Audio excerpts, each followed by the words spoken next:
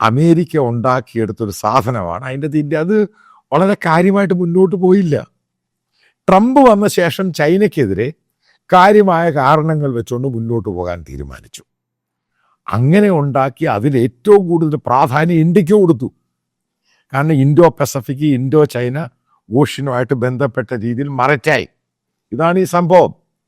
അതിന് ജപ്പാനും ഓസ്ട്രേലിയയും ഇന്ത്യയെ സാമ്പത്തികമായിട്ടും അതേപോലെ വെസൽസ്, നേവി വെസൽസ് എല്ലാം ഉണ്ടാക്കും. അതിന് അമേരിക്കൻ ടെക്നോളജി ഉപയോഗിക്കുന്നു, ഇന്ത്യയെ സഹായിക്കുന്നു.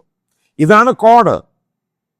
അതായത് ചൈനയിൽ നിന്നും ഈ രാജ്യങ്ങൾക്ക് പ്രൊട്ടക്ഷൻ ഇന്ത്യ കൗണ്ടറായിട്ട് നിൽക്കുന്നു.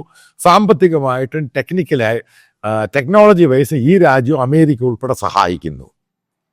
എന്താണ് ഉണ്ടായത് അവസാനം? ഓപ്പറേഷൻ സിന്ദൂറിന് ശേഷം, ട്രംപ് മോദി ഉടക്കിന് ശേഷം എന്താ ഉണ്ടായത്? അതായത് കഴിഞ്ഞ പ്രാവശ്യം ഈ ട്രംപ് അധികാരത്തിൽ വന്ന് രണ്ടാമത് അമേരിക്ക വിസിറ്റ് ചെയ്ത രാജ്യത്തിൻ്റെ തലവൻ എന്ന് പറയുന്ന ഇന്ത്യയാണ്, പ്രധാനമന്ത്രി മോഡിയാണ്. അത് വലിയ ഗ്ലോബലായിട്ട് ഹൈലൈറ്റ് ചെയ്തു. അപ്പോൾ ആ സമയത്ത് ഇന്ത്യ ഗവൺമെൻറ് ഇൻവിറ്റേഷൻ കൊടുക്കുന്നു. അതായത് ട്രംപ് ഡിസംബറിൽ നടക്കുന്ന കോഡിന്, അതായത് 2025 നടക്കുന്ന കോഡിന് അദ്ദേഹം പാർട്ടിസിപ്പേറ്റ് ചെയ്യുന്നു, ഇന്ത്യയിൽ വരുന്നു. ഇതാണ് സംഭവം. ഇപ്പോഴറിയാൻ സാധിക്കുന്ന കോഡ് 2025 നടക്കുന്നില്ല, ഇന്ത്യയിൽ നടക്കുന്നില്ല.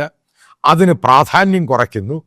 അതിന് കൗണ്ടർ ചെയ്ത പരിപാടി കണ്ടോണം. അതായത് ഇന്ത്യൻ പ്രധാനമന്ത്രി ഈ മാസം അവസാനം ചൈനയിൽ പോകുന്നു.